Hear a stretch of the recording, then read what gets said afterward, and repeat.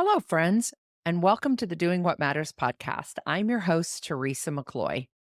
And I'm your co host, Erica Vinson, and we are thrilled that you're here and listening in today as we dive into discussions about life, business, and all the things that truly matter. Here on the Doing What Matters podcast, we embrace a holistic approach to living, a way of life rooted in rest, not rush. It's about connecting to our real self, our real life, and our real work, remembering who God uniquely created us to be, and redefining success through a different lens. So, whether you're here to find inspiration, practical advice, or just a moment of connection in your day, we're glad you're here. Let's dive into today's conversation. So, today on our conversation, Eric and I want to share with you just something that's pretty current right now. This week that we're recording this episode, we're actually on retreat with our network coaching community that we have here at the Real Life Process. And we love getting together with them on a regular basis. Usually twice a year, we come together in what we call retreat.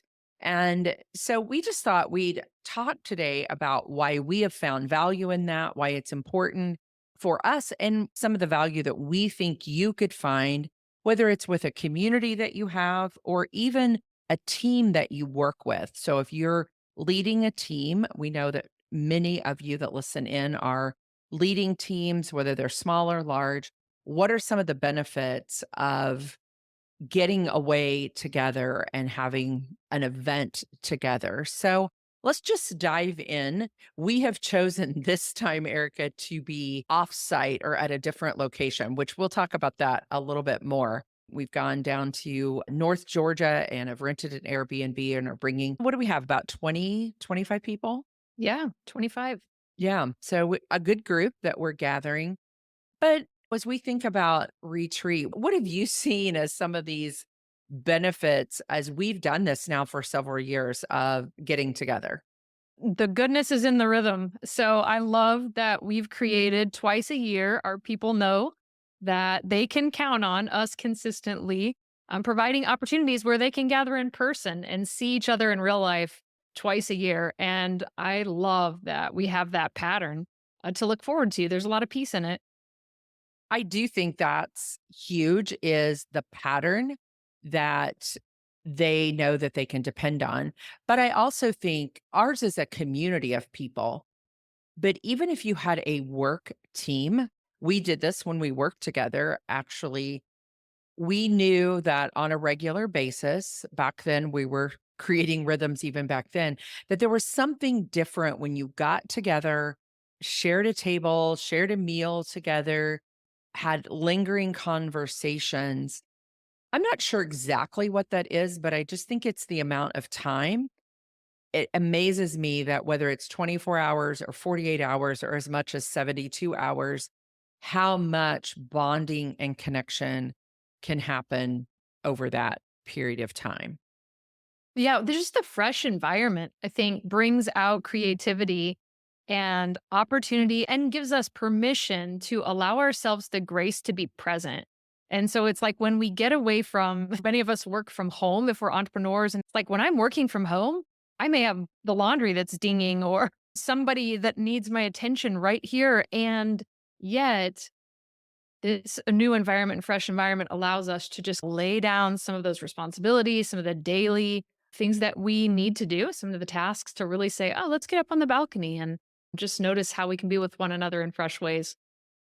So, one of the things that you mentioned there of just really being present, which is a core value for us in the work that we do together, but that idea of being present. Now, we don't ask our people to like get rid of their phones and not have their phones. But I've been on retreats, especially if they were more of a spiritual retreat, that type of thing where technology was not used, was not present, put it in a box when you come in the door, that type of thing. But we don't actually do that. And it would depend on how you want to set up your environment. So let's talk about that for a minute, because I think one of the things that we do, at least with our retreats, is that there is a expectation. We always have a theme that we're working around. We usually use that time to make any announcements or any changes or shifts that we're going to have in our community. I think that what are some other ways that you think it's important when we're together or when other teams would be together? What are some expectations that they can set for those times? There's a couple of different approaches. I think setting the intention is the point that you're mentioning that's so important because as a team, you might have a collective intention for retreat where you're actually discerning something or you're exploring something new and you're just needing some input on it. Maybe you're stuck in some places and you want to move past some obstacles. And so you've got some things you really want to address. And if you're going individually, when you're coming, even though you're coming with a group, as our people do, it's important to name what's my intention on this retreat. You might be in a season where you need rest. And so we create space for that, but people really get to choose how they come and interact. So I think setting the intention really is foremost in looking at how can this space really serve me? As I've led retreats for other teams, I think that's so true. That's one of the things I always want to know if I'm coming in and I'm facilitating a retreat is what do you want the end result to be for your team? I'm thinking of a retreat I led last fall actually for a ministry team, and they wanted there to be lots of open time. There wasn't an agenda. It was really about relationship building. We played games. We were actually at a state park and they went on long walks and had time to take naps and do that type of thing. So that's one way of team building, which seems crazy. Like we didn't get anything done. We didn't move the ball down the court, but yet they did because they built relationships, had meals together, and really got to step away and just have fun together, which is relationship and team building. But then there are other retreats, and I know you've led retreats as well, where there is an agenda. There is like we're getting away, as you said, to like discern something or to build a team. Now, ours is a community of people. So our intention a lot of times is to let them build relationships. We show up differently in the box on these Zoom calls and Google meetups and all the devices that we use. We show up differently when we've been together in person. Absolutely. Yeah. We see that so much, I think, in the rhythm of our retreats. We'll have people that will say, oh, I just want to get certified. And they'll come in and they want the content. They start working with people. And then they come to a retreat and they start to really weave into the fabric of the community.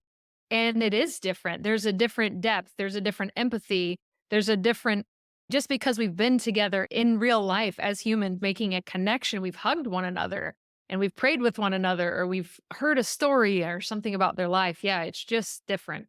Yeah, we often laugh because as we've gotten so used to doing life in these boxes virtually, somebody will walk in the door and they'll go, "Wow, you're taller than I thought you were," or "You're different." So there is something about, especially if your team works virtually, and we even have some of that because our team is spread out. We're some of us within driving distance, but many of us are not. So we'll often come in early, which is what we did this time, and get to be together. So it's not only for your team, but it could be your team and a community if you have both of just getting to hang out and be together and build those trusts and those relationships deeper. So we often will have times of learning, and then we'll have time where they can just eat a meal together, sit around and have a cup of coffee, spend some time. Many of them will stay together, and there's just some bonding that happens so differently in those types of things. So maybe this is something you haven't done before that you're like, wow, that sounds like a lot of work. How would I even prepare? What would we think about when we think about how we first got into this and planning retreat? What are some things? Because you're a lot on the back end of making some of these things happen. What are some real practical things that people might think about if they're going to plan a team retreat or a community retreat? Thinking about and setting your intention, as we said, and then thinking about what environment would help to really be a good space for me to cultivate what I'm hoping to take away. As you said, some of ours are right there in home base in Effingham, Illinois, right there near the office where we have access. So a location is important. Mhm. And then what's in the surrounding area? Are there spaces, if you are in this sense, as we're in Georgia, there's a lot of space, there's a lot of nature. And so we can set space for people to be out and be in solitude or with one another. You need to consider even how are we gathering? Are we going to have meals that are together and they're community meals? Or are we offering that space to be individual time as we're on retreat? And so what does that look like? What team building things are we doing? Are there collective activities and then time for people to choose? So those are just some of the logistics and travel. How will you travel together? I know that's been one of the things for us that it's challenging sometimes if you're bringing a whole team. And so it is an Right. expense, but it can be Now valuable. we've learned that even with this retreat, we have done retreats in other places, but our team was smaller. Mhm. And so learning with this particular event that one of the things that I enjoy is the rhythm of people coming to where I live. And I didn't realize that as much. And I love the location that we're at, but I didn't realize how much I enjoy people coming to where I am. So think about that even if you're a working team and you have a home office. Do you want everybody to come into you so that they can be at the home office, so they can experience that, so they can see how that functions for our community, creating that rhythm of they know where they like to stay, they know where they like to go to do events or participate in local shopping or whatever it might be. They get a rhythm of how they travel, what airport do they fly into? Do they like to drive? All of those things matter as people prepare to be together with others. I was in a mastermind for a very long time, and we used to always go to Franklin, Tennessee. And the first time was that new experience. But as we created that rhythm of always going there, it just felt like such a relaxing place. I prepared myself as I drove. You and I have both been in communities that met like every 3 months, and we would get used to the rhythm of driving. So think of that even as you set up these things, whether it's for your work team or for a community, of what will the experience be like for them and how will they look forward to it? Or does it always feel tense and hard uh, as they have to make new decisions? And I think that's something we've heard from our people this time and compared to other times when they've come to here to Effingham where they knew where they were going.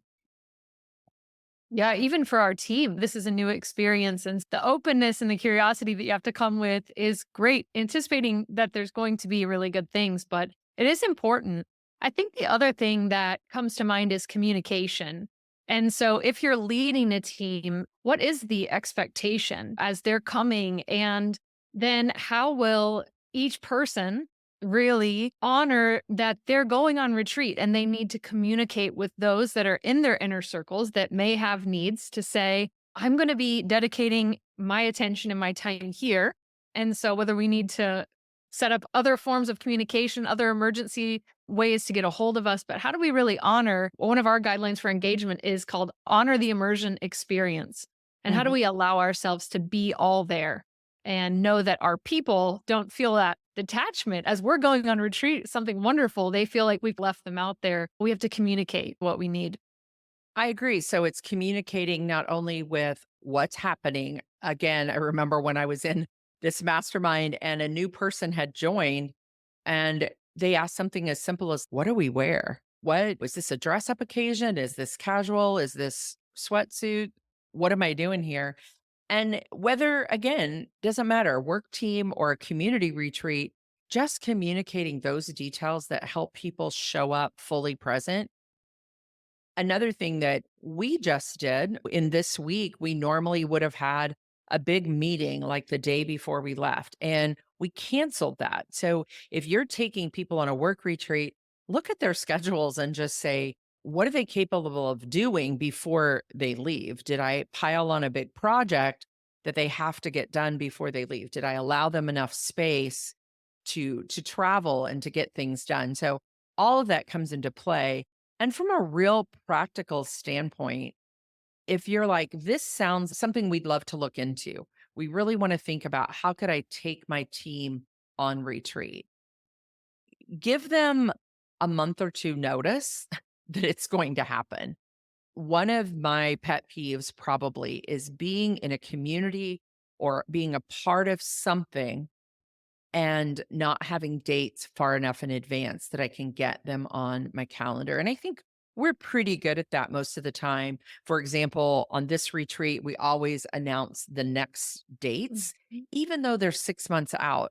People are planning the rest of their lives as well. No matter what, just getting that date out there as soon as possible for people. And then starting to say, are we having it offsite or are we bringing people to you or to your team? Which are you doing? And then making the decision of why are you doing it? What's the 1 to 3 things you want them to walk away with? I think those are just some really practical ways to start to prepare. We have done this enough now that we have a schedule that we just copy and reuse and recreate a lot of those things. But the very first time that you're creating this rhythm of a retreat for your team or community, there's some upfront work to do to get it ready. Yeah, just preparing to rest. Sometimes it's loving for us to, we come in sometimes to experiences, whether it's church on Sunday or meetings that we have, and we come in like coming in hot, 2 wheels. And when we come in from that pace and we really haven't pre-decided some things and we're just flying in with our hair on fire, we don't really give ourselves even the opportunity to experience the peace and rest and the renewal that really the gift of retreat offers us. Mm. And that is so true of even we say it to our people. I practice it myself. I actually learned it from a client years ago of on my calendar, blocking out the day before and the day after an event so that I can prepare body, mind, soul for whatever's coming. And also so that I have some catch up time. So on this particular retreat, because I'm having to travel as well, I'm coming in earlier. I've come in early and I'm also staying over.